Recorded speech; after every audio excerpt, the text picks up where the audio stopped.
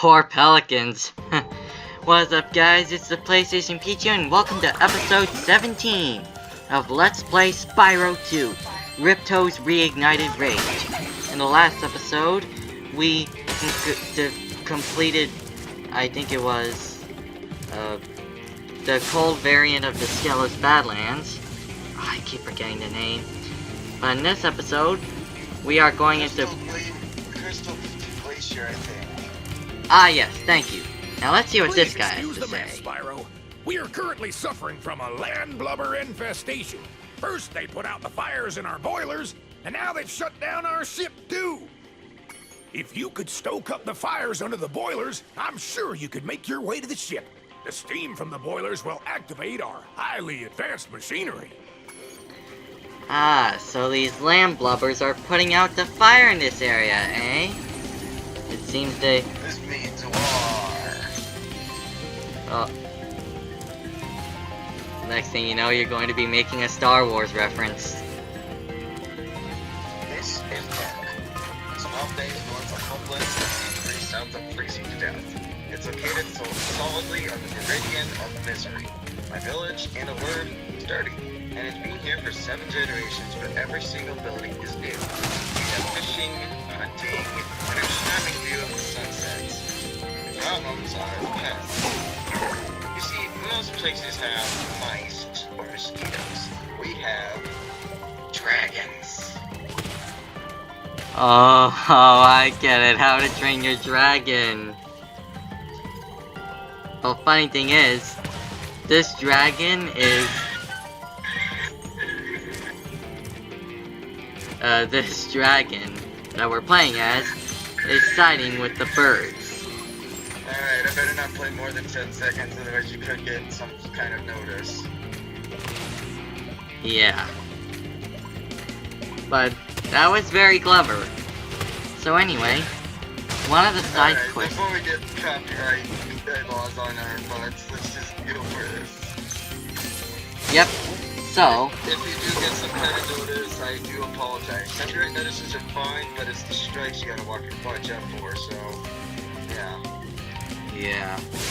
So anyway, you might have noticed you may have noticed one of those spiked things that I destroyed with the cannon. That's actually for a side quest where you have to destroy these spiked mines, I think they're called. And when you... Yeah, they're like a mine of sorts. Yeah, I thought so. So when you get all of them, you'll get an orb from a pelican that came out of a clam. Not even joking with that. How did he even get that without getting eaten? Wait, these are trained birds. Of course they'd be trained to avoid danger. But I guess they couldn't avoid an infestation of these creatures. And that pelican we just passed has that orb. These mines come in many, well, they're all the same shape and size actually, but they are found in different locations doing different things. Like these, for example, are jumping out of the water like fish in a nice telegraphed arc. And luckily, your cannon also goes in a nice telegraphed arc, so well, you can easily take care of them, provided you have good aim. And the main goal of this place is to light up all these little campfires under these generators.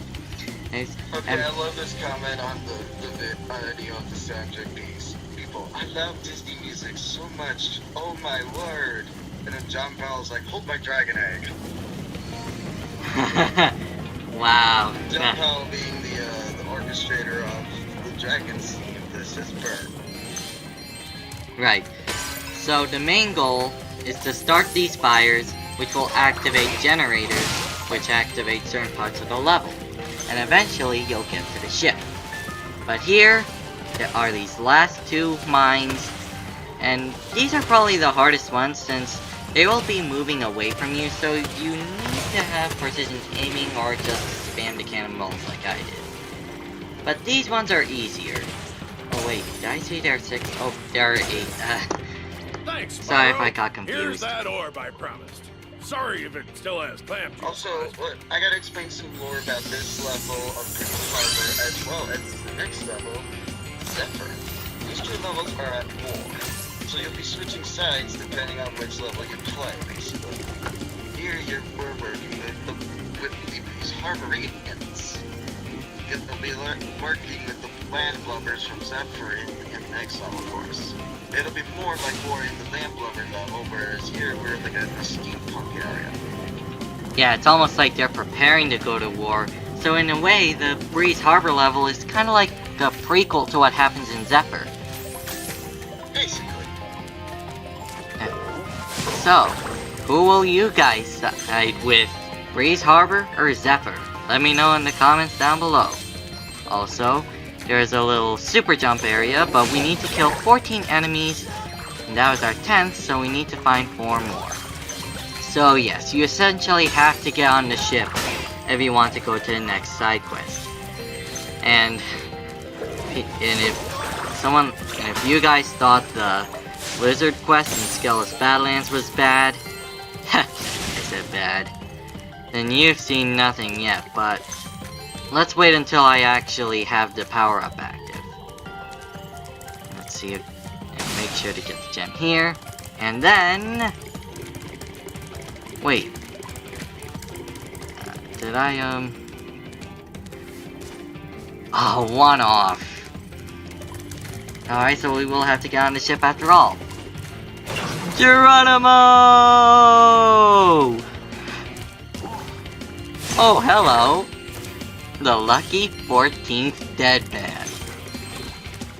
Okay, that sounded more morbid than it was supposed to, but anyway, the super jump power-up is active, and let's get the gems here. And what's your trouble? You came along. My machinery is broken, and the gears I need to repair it are scattered all over the tracks. Can you hop on that trolley up there and collect them for me? I guess so. Alright, get ready for what I consider to be the hardest mission in Spyro 2. Both versions, might I add. To help me hit the switches. But Try let's shooting the ringing see the switches to see what I instructions mean. first. I don't understand how... Oh, I just fixed my Wi-Fi. I've been struggling with the war against my Wi-Fi, and I just found out that apparently my USB multiplier being plugged into my PlayStation probably caused this, so I'm gonna try something real quick. Oh, hold on. Anyways, as I was about to say, I don't understand why people think this little mini game is the most difficult. Because as a kid, on my first time playing, I got it the first time. It wasn't that hard. You just had nowhere to turn, that's it. It may have been hard for you, but everything else was just stressful for me. You constantly having to time your jumps and your cannon fire, and I once had a nightmare where I was getting chased by some kind of monster. I don't remember much about it, but I do remember that I was on a trolley that was like this one. Press the attack button to fire the It was, cannon. yeah, and it was the same night that I failed this mission so many times. It's almost like this mission caused a nightmare for me. Oh, it's not the USB thing. The Wi-Fi just came back, it's all. Oh yeah. But, by the way, I was joking about that. But that didn't make this mission any less hard for me. Basically, you either jump over if it's a small crate, or use the cannon if it's a TNT barrel. I got those two confused so many times as a kid. And remember, I may not have fully played through the game, but I do remember getting to this part. And the crates and barrels were the reason, where they were essentially the bane of my existence. Sometimes I'd miss a gear and I should have gotten it because of the bad timing on my jump. Or I'd be too late with the cannon fire here, and I'd end up hitting the barrel anyway. Yeah, not my finest moment. And I forgot to turn there. Yeah, that's another thing. I sometimes have had bad turning timing on this. But it looks so simple, you'd think it would be considered one of the easiest missions, but a lot of people, myself included, had trouble with it. But PC over here, he makes me look like a noob. Well, it's fine. It's just the way games work for people. Some levels may be hard for some people, but for others, not so much. It just depends on the person.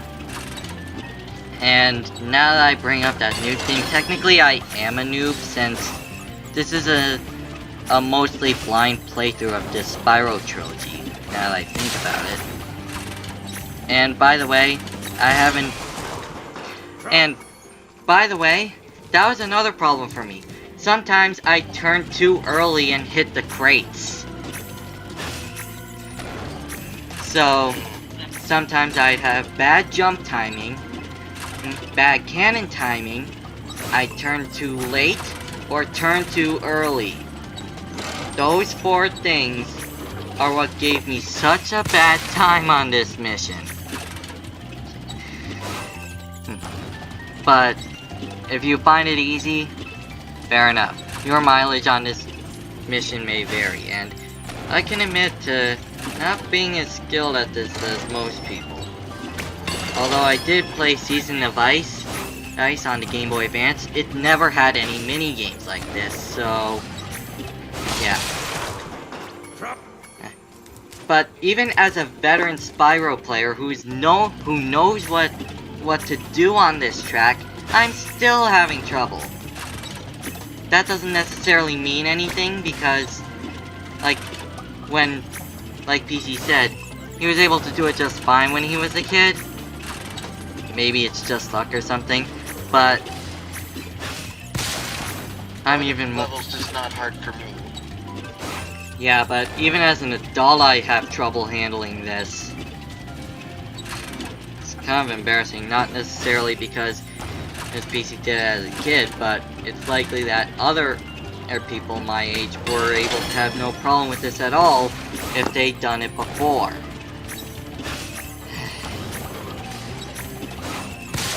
Man, I must have spent like 5 to 10 minutes on this mission alone. Or maybe at 5 to 8. I've honestly lost count. But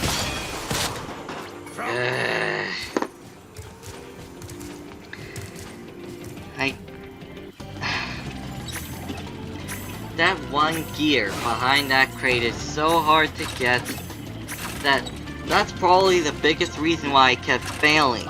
The timing on that particular gear.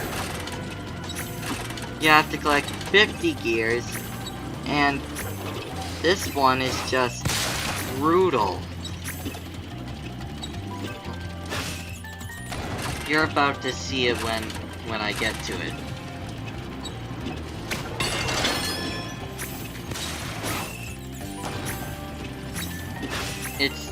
Granted, it's not as hard as, say, Reignited Ripto or some Overwatch trophies, or even some Crash Bandicoot levels, which, by the way, I haven't played the original Crash trilogy either, but I had my fair share of difficulties with the Crash franchise, and there we go. I actually managed to get the gear this time. What are the odds? Never mind, don't tell me the odds, I don't want to know. Also, I bought the digital, last game I could get digitally that my family owns for their PS4. And what a coincidence, it's The Last Guardian. And finally, I got all 50 gears on this track. You even get a snazzy little trophy for it too, along with an orb. So, how many times did I fail that? I lost count. I had the cannon installed. It doesn't matter. In a nutshell when it comes to the 8 lava lizards challenge. See those bed rackets. Cannonball! I love doing that. But yeah, I think we found my version of the lava lizards. I talked about this mission before, and now we actually did it. But Also, it's kind of funny that The Last Guardian is the last game that my family owns for their PS4 that I got on my PS4 account installed fully, basically. It's the last one I can get digitally, but coincidentally, The Last Guardian is not the very last game I need to get my own copy of. No, that spot is reserved for Deadpool video game for PS4. Now, I know what you're thinking. Why not just buy it digitally? There's one problem with that. Copyright issues caused it so that it cannot be purchased digitally anymore. I have to find a disc. I never thought that would happen. It happens sometimes. You get some games that they are no longer available digitally. Like, for example, the Lego Lord of the Rings and Lego Hobbit games. Yeah, you're not going to be able to find those online. You have to buy them physically. And also, even worse, the Lego Hobbit game will never actually have the entire trilogy due to copyright reasons. That's a bummer.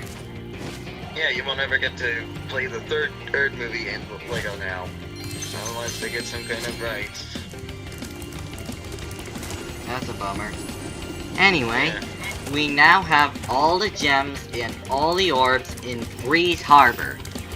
Now we have to go all the way back to the ship and get our talisman for powering the ship back up, which runs on campfires. Man, technology. I should mention this now. When you're editing this, count how long that clip of the Dragon song is and cut it short to about maybe 9 seconds just to be safe if it is longer than 10. Okay then. I may cut out that part entirely. Or maybe just play like maybe 5 seconds. Maybe. Alright. Time to catapult ourselves again. Cannonball! That never gets old. Alright. Thanks for getting our ship fired up, Spyro. Now we can proceed with our counterattack on Zephyr. Please take this talisman as a token of our gratitude. What? I just had to reference like 4 different doctors from Doctor Who. Wow. You're crazy. I'm a Whovian, what do you expect? I've watched 50 years worth of content. That guy.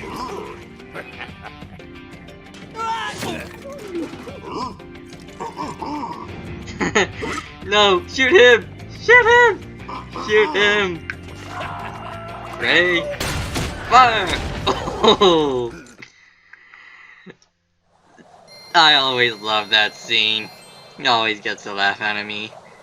But some of you might be wondering, what's it like on the other side of the spectrum? Well, we are about to find out. Because in the next episode, we will be heading to where the landlubbers live, Zephyr. And it's going to look much more like a war zone there. But don't worry, there won't be any real blood or gore or anything. So, let's go. I had to hum the Termite War. I know.